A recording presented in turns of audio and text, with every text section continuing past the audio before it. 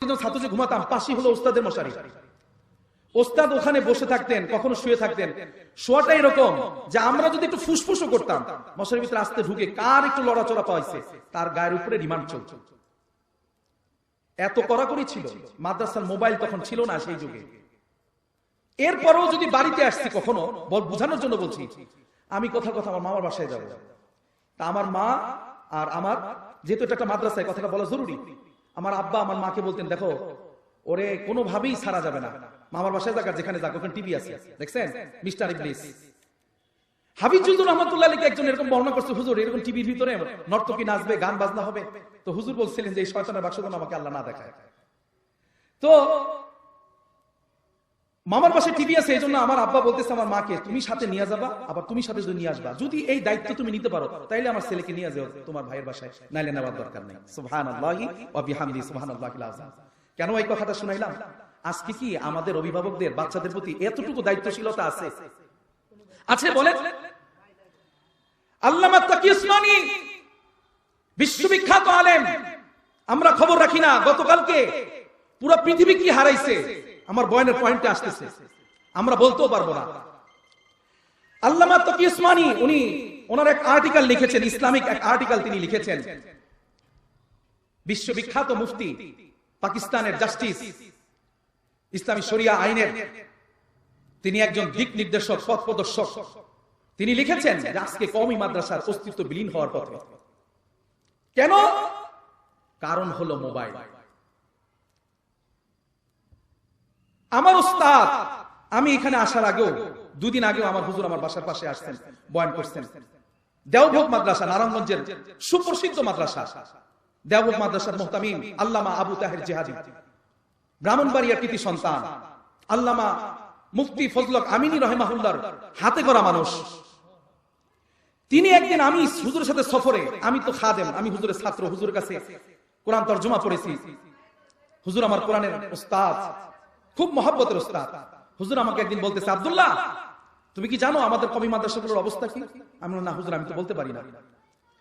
হুজুর আমাকে বললেন আমাদের কওমি মাদ্রাসার অবস্থাগুলো এই যে বর্তমানে প্রতিটা মাদ্রাসার ছাত্রদের হাতে একটা করে অ্যান্ড্রয়েড সেট আছে, এবং এই সেটগুলো এটা কোনো রাষ্ট্রীয় সম্পদ না। খুব খেয়াল দিয়ে শুনেন, এটা কোনো ব্যক্তিগত সম্পদ না, এটা কোনো পারিবারিক সম্পদ না। আমি হুজুরের কথাগুলো শুনছি, স্যার মুখের দিকে তাকায় আছে। আমি, হুজুর বলেন কি? এটা মাদ্রাসার সম্পদ। কথা বুঝতেছেন? খুব খেয়াল করেন। তো হুজুর যখন এই কথা বলছেন, আমি তো নাসর বান্দা, আমি তো হুজুরকে ধরলাম। হুজুর আমার কৌতূহল তো বেড়ে গেল, এটা মাদ্রাসার সম্পদ হয় কি করে? কয় বেটা জানো না, এই মাদ্রাসার ছাত্রগুলো পরীক্ষার কথা বলে বাপ মার কাছ থেকে ফিস নেয়, পরীক্ষার ফিস হয় 500 টাকা, ওখান থেকে নেয় 2000 টাকা। মাদ্রাসার ভর্তির যদি খরচ হয় 1000 টাকা, 2000 টাকা, 3000 টাকা, বাপমার থেকে চেয়ে নিয়ে আসে আরো 2000 টাকা বেশি। এইভাবে মাদ্রাসার কথা বলে বলে, মিথ্যা কথা বলে মাদ্রাসার ছাত্র তারা যে টাকাগুলো সংরক্ষণ করে জমিয়ে পরে গিয়ে মোবাইল কিনে। আমি অনেক অভিভাবককে ভেবে ধরেছি মোবাইল সহ ছাত্রকে। আমার হুজুর বলতেছেন দেওভোগ মাদ্রাসার মুহতামিম, জামিয়া মিলিয়া কল্যাণপুরের মুহতামিম, আমার বাসার কাছে। হুজুর বললেন, তার অভিভাবক বলল, না হুজুর আমরা তো জানি না, আমরা তো ছাত্র হাতে কোনো মোবাইল দিই নেই। তাহলে মোবাইল পেল থেকে? ছাত্রকে নিয়ে যখন হুজুর ভালো মতো রিমান্ড দিয়েছেন, এখন ছাত্র মুখ দিয়ে বলতেছে, সত্য কথা বেরিয়ে আসছে, হুজুর আমি মাদ্রাসার কথা বলে টাকা নিয়েছিলাম আব্বার কাছ থেকে, সেই টাকা দিয়ে মোবাইল কিনেছি। নাউজুবিল্লাহি মিন যালিক। কোথায় চলে আসছি আমরা বলেন তো? বলেন আমি মাদ্রাসার ভিতরের বাউন্ডারির ভিতরে, দেয়ালের প্রাচীরের ভিতরে কিছু কথা বলে ফেললাম, বাস্তবতাটা তুলে ধরলাম। এই জন্যই আল্লামা তাকি উসমানী তিনি তার আর্টিকেলে, বিশাল আর্টিকেল, এটা বলতে গেলে আমার একটা মাহফিল, এক বয়ান তো শুধু মাদ্রাসা নিয়ে করতে হবে। উনি লিখেছেন আমাদের কওমি মাদ্রাসার আলো নিভু নিভু পথ হারিয়ে যাচ্ছে কওমি মাদ্রাসা।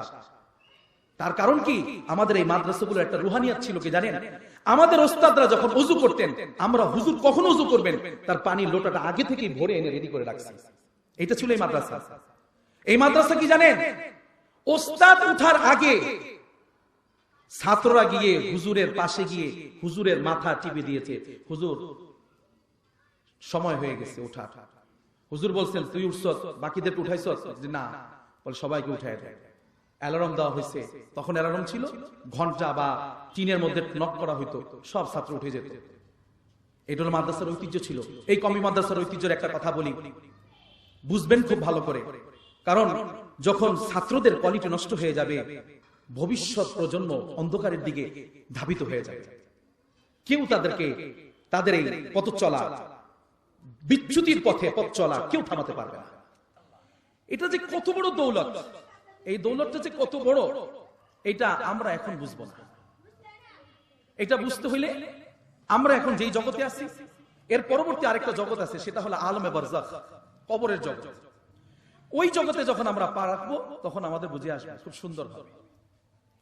এই জন্য আমরা যতক্ষণ এখানে বসবো, আমি ব্যক্তিগতভাবে অসুস্থ, তারপরও আমি মাহফিলে আসছি, ওয়াদা দিয়েছি আসছি।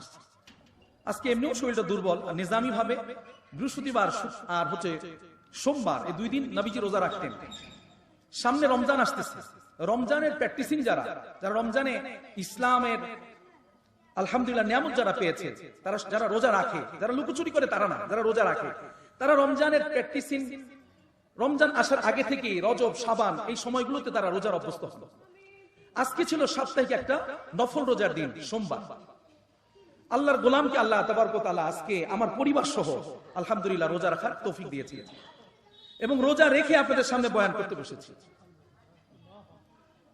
কেন এই কথাটা আমি বলতাম না, এটা আমার গোপন রাজ। কেন বললাম যে আসেন, আমরা তো শুধু রমজানে শুনি যে রমজানের রোজা জাহান্নাম থেকে বাঁচার জন্য ঢাল স্বরূপ।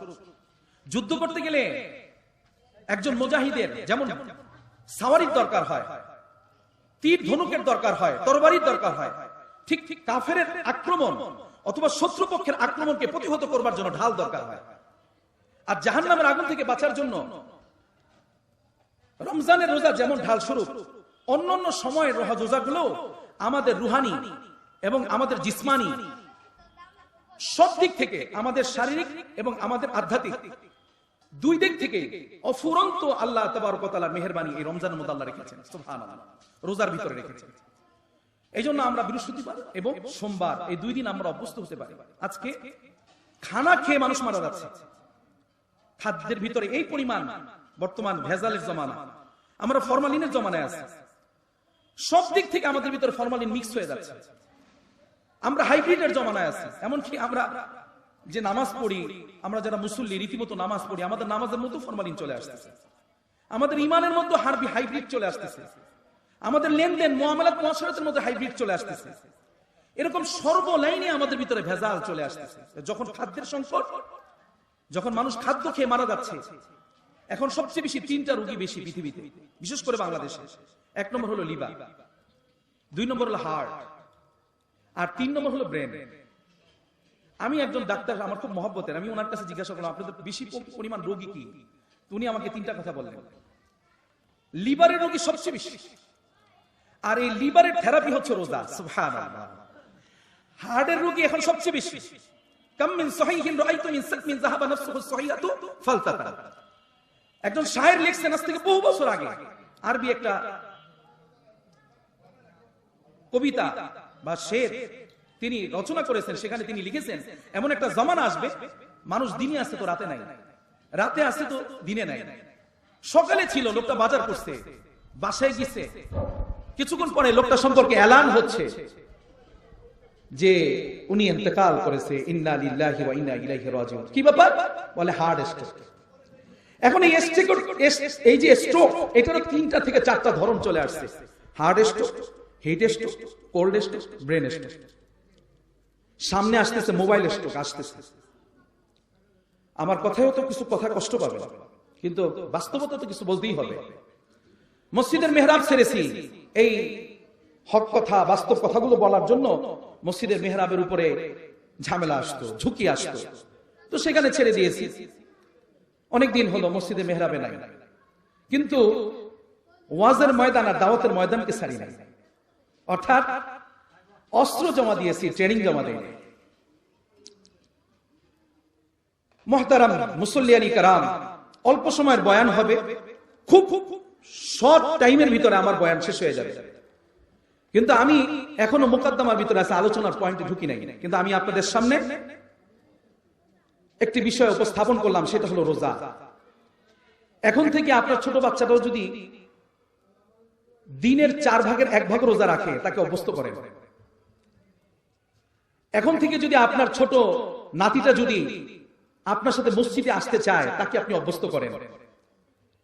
কেননা এখন যে সিচুয়েশন দেখা যাচ্ছে, বাংলাদেশের প্রেক্ষাপট শুধু না, সারা পৃথিবীর প্রেক্ষাপট, তবে বাংলাদেশেই যেহেতু বসে বয়ান করছি, বাংলাদেশের এখন একটা প্রেক্ষাপট হচ্ছে ছোটবেলা থেকে আমাদের ছেলে মেয়েগুলো ইসলাম বিমুখ হয়ে যাচ্ছে, দিন দিন ইসলাম বিমুখ হয়ে যাচ্ছে।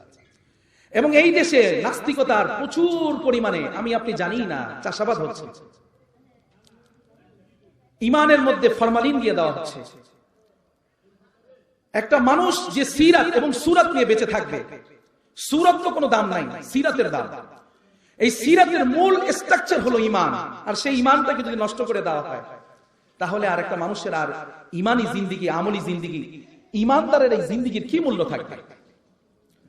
মুহতারাম, অল্প সময়ের হাজিরি, আমি আপনাদের খেদমতে বিশাল কোরআনে কারীমের মহা সমুদ্র থেকে ছোট্ট একটি আয়াতে কারিমার অংশ বিশেষ আমি তেলাওয়াত করেছি।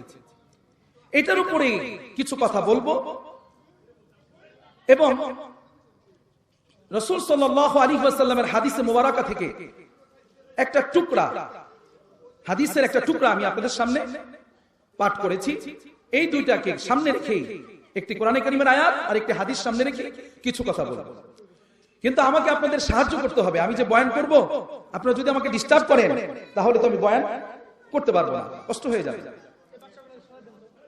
তো বিশেষ করে আপনাদেরকে পিন পতন অর্থাৎ নীরব ভূমিকা পালন করতে হবে, তাহলে কিছু কথা বলতে পারবো।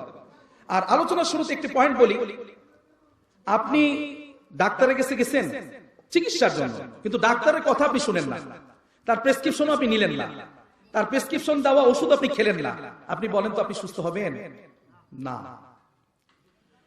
যেখানে অটি রুমের ভিতরে এমার্জেন্সি অপারেশন চলতেছে, ওখানে যদি ডাক্তার ফোন রিসিভ করে, অনেক সময় এখন বাংলাদেশে ঘটতেছে, পেটের ভিতরে কাপড় রেখে সেলাই করে দিয়েছে। কেচি যেই পরিমাণ কাটবে কেচি দিয়ে, তার থেকে বেশি কেটে ফেলেছে। ইদানিং এই ঘটনাগুলো অ্যাভেলেবেল হচ্ছে বাংলাদেশে।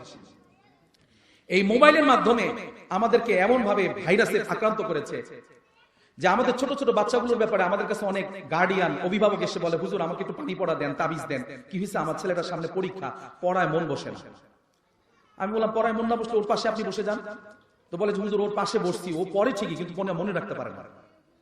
কারণ কি? কারণ হলো সারাদিন সে মোবাইলে এত পরিমাণ আসক্ত। তার বাবাকে জিজ্ঞাসা করলাম, আপনি কি আপনার ছেলেকে মোবাইল দিয়েছেন? বলে, হ্যাঁ হুজুর, একটা অ্যান্ড্রয়েড সেট কিনে দিয়েছি 20 থেকে 25,000 টাকা।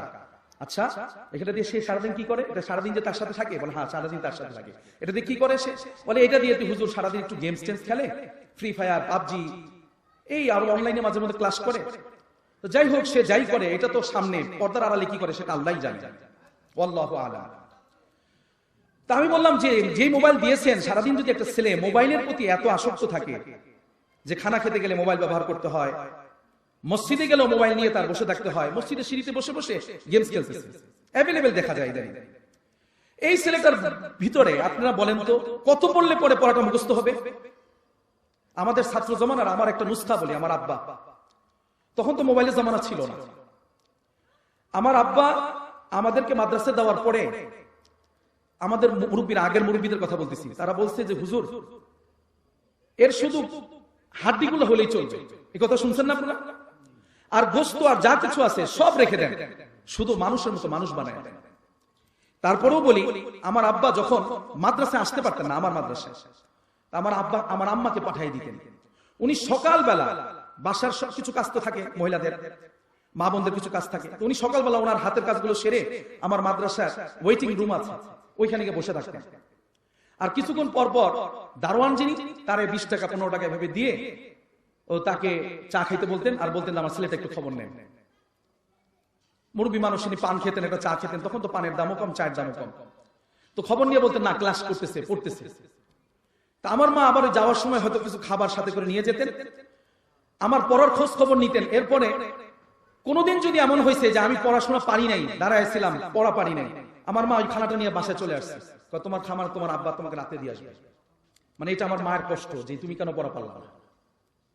কতটা নজরদারি তারা করেছেন। আর মাদ্রাসার অবস্থাটা কি ছিল? কোনো সিসি ক্যামেরা ছিল না, 24টা ঘন্টা ওস্তাদের নিগরানিতে আমরা থাকতাম। এক মশারির ভিতরে আমরা 30 থেকে 35 জন ছাত্র ঘুমাতাম।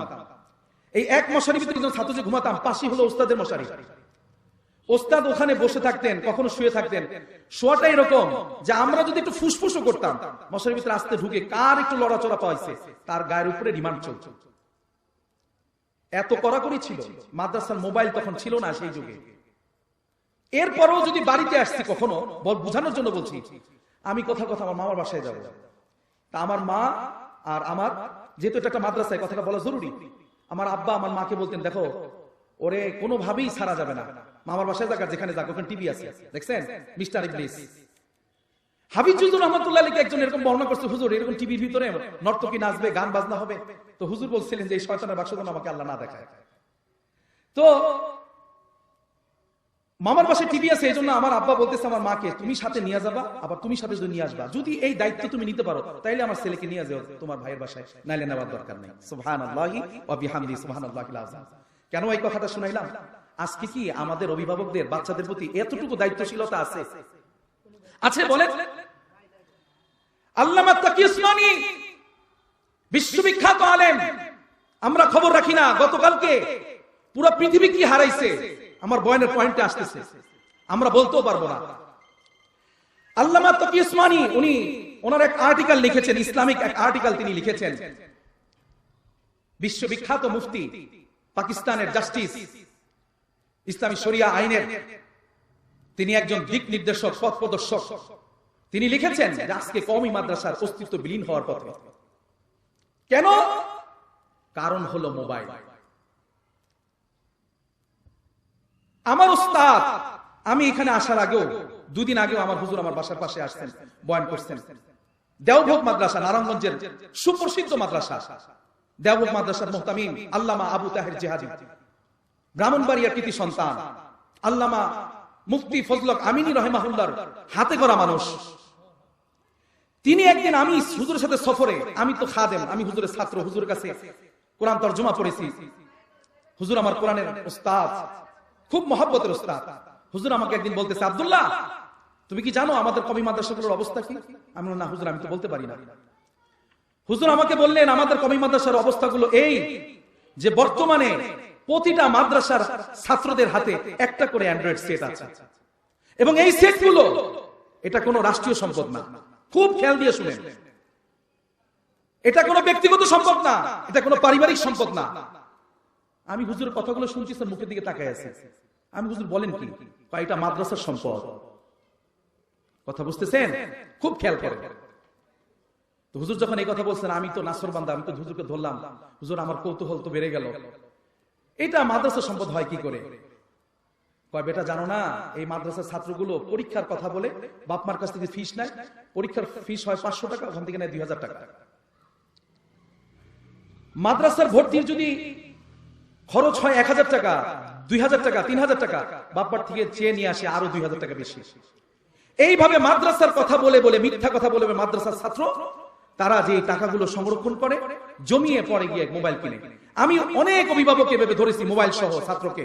আমার হুজুর বলতেছেন দেওভোগ মাদ্রাসার মুহতামিম, জামিয়া ইমদাদিয়া কল্যাণপুরের মুহতামিম, আমার বাসার কাছে। হুজুর বললেন, তার অভিভাবক বললেন, না হুজুর আমরা তো জানি না, আমরা তো ছাত্র হাতে কোনো মোবাইল দিই নেই। তাহলে মোবাইল পেল থেকে? ছাত্রকে এনে যখন হুজুর ভালো মতো রিমান্ড দিয়েছেন, এখন ছাত্র মুখ দিয়ে বলতেছে, সত্য কথা বেরিয়ে আসছে, হুজুর আমি মাদ্রাসার কথা বলে টাকা নিয়েছিলাম আব্বার কাছ থেকে, সেই টাকা দিয়ে মোবাইল কিনেছি। নাউজুবিল্লাহি মিন যালিক। কোথায় চলে আসছি আমরা বলেন তো? বলেন আমি মাদ্রাসার ভিতরের বাউন্ডারির ভিতরে, দেয়ালের প্রাচীরের ভিতরে কিছু কথা বলে ফেললাম, বাস্তবতাটা তুলে ধরলাম। এই জন্যই আল্লামা তাকি উসমানী তিনি তার আর্টিকেলে, বিশাল আর্টিকেল, এটা বলতে গেলে আমার একটা মাহফিল, এক বয়ান তো শুধু মাদ্রাসা নিয়ে করতে হবে।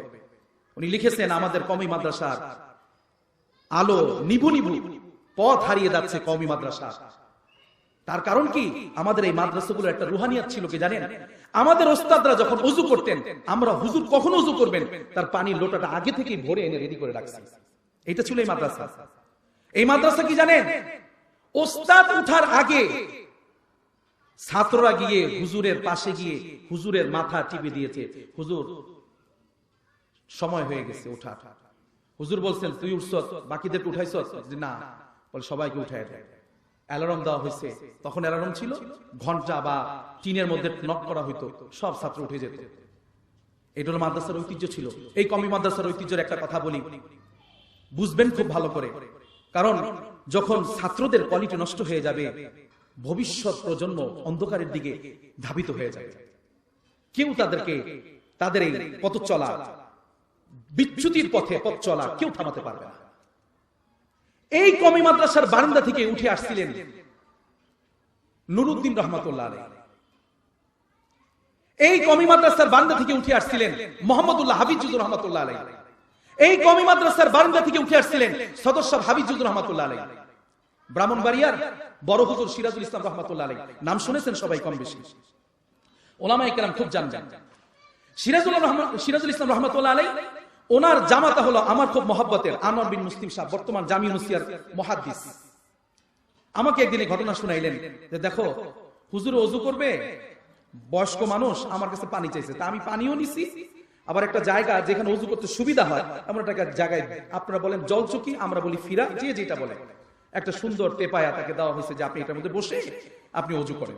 তো হুজুর ওযু করতে গিয়ে যে জায়গায় ওযু করবে ওই জায়গা থেকে উনি বলতেছেন, আনোয়ার এই জায়গা থেকে বাবা পানিটাও সরাও, আমাকে আরেকটু অন্যদিকে দাও। যখন এটা বললেন খুব খেয়াল করে, তখন জলচকিটাও সরানো হলো, হুজুরের পানিটাও সরায় দেওয়া হলো, আরেকটা নিরাপদ জায়গায় দেওয়া হলো। ওইখানে যাওয়ার পর হুজুরকে ওযু করতে দেওয়া হয়েছে, হুজুর ওযু করবে, ঠিক এমন মুহূর্তে আবার হুজুর বললেন, এই আনোয়ার এই জায়গা করা যাবে না রে, আরেকটু সরায় দেয়। তখন আনোয়ার বিন মুসলিম সাহেব হুজুর আমাকে বললেন যে মাওলানা আব্দুল্লাহ, আমি হুজুরের ব্যাপারে একটু বিরক্ত হইলাম। আমরা তো একটু বিরক্ত হই, এটা তো সামনের সময় সব জায়গায় প্রকাশ করা যায় না, মুরব্বী ওস্তাদের সামনে তো প্রকাশ করা সম্ভবই না, হালাক হয়ে যাওয়ার মতো অবস্থা। উনি বললেন যে হুজুর আমি দুই জায়গায় চেঞ্জ করে দিলাম, বিষয়টা তো বুঝলাম না। বলে যে আরে এই জায়গাও পিঁপড়া, আমি যদি ওযু করি পিঁপড়াগুলোর কষ্ট হবে। সুবহানাল্লাহ সুবহানাল্লাহ সুবহানাল্লাহ। আরে আমি একটু সরছিলাম, ওখানেও দেখি যে পিঁপড়ার বিশাল ঘাটি, এখানেও তো ওযু করলে ওদের কষ্ট হবে, ওদের বাসাটা নষ্ট হবে। সুবহানাল্লাহ সুবহানাল্লাহ। কি আজীব আকাবির ছিল আমাদের, এই কওমি মাদ্রাসার বারান্দা থেকে তৈরি হয়েছে। আজকে সেই কওমি মাদ্রাসা দিন দিন, আমাদের কথা না, আমি বড়দের কথা মুজাকারা করেছি। আমি বলবো যে আমি বলছি, কালকে আমার আবার গালি দিবেন ফোনে, না, আমি বড়দের কথা মুজাকারা করেছি। আমি আপনাদের সামনে, এতক্ষণ ছিল আমার একটা ছোট্ট একটা